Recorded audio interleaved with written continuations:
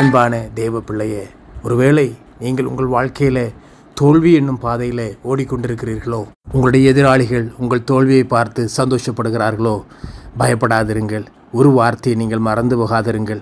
சங்கீதம் 23:4, நான் மரண இருளின் பள்ளத்தாக்கிலே நடந்தாலும் பொல்லாப்புக்கு பயப்படேன், தேவரீர் என்னோடு கூட இருக்கிறீர். 5ஆம் வசனம் இப்படி சொல்லுகிறது, சத்துருக்களுக்கு முன்பாக நீர் எனக்கு ஒரு பந்தியை ஆயத்தப்படுத்தி என் தலையை எண்ணெயினால் அபிஷேகம் பண்ணுகிறீர். எனவே தேவ பிள்ளையே, நீ எங்கே தோற்று போனாயோ, எங்கே தோல்வியை சந்தித்தாயோ, எங்கே வெட்கத்தை அனுபவித்தாயோ, அதே இடத்துல உங்கள் தலையை உயர்த்துகிற, உங்கள் தலையை அபிஷேகம் பண்ணுகிற ஒரு நல்ல ஆண்டவர் உங்களோடு கூட இருக்கிறார் என்பதை மறந்து போக வேண்டாம். தேவரீர் என்னோடு கூட இருக்கிறீர், நான் பொல்லாப்புக்கு பயப்படேன். எனவே நீங்கள் எங்கே தோல்வி அடைந்தீர்களோ, எங்கே அவமானப்படுத்தினீர்களோ, அதற்கு மத்தியிலே அதே இடத்துல உங்களை கர்த்தர் கனப்படுத்துவார்.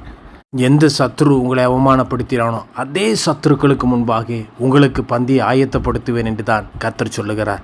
வசனத்தை நீங்கள் இறுக பிடித்து கொள்ளுங்கள், வசனத்தை உறுதியாய் பிடித்து கொள்ளுங்கள், ஆண்டவர் மேல் நம்பிக்கையாயிருங்கள், கர்த்தருடைய வசனத்தின் மேல் நம்பிக்கையாயிருங்கள், விசுவாசமாயிருங்கள்.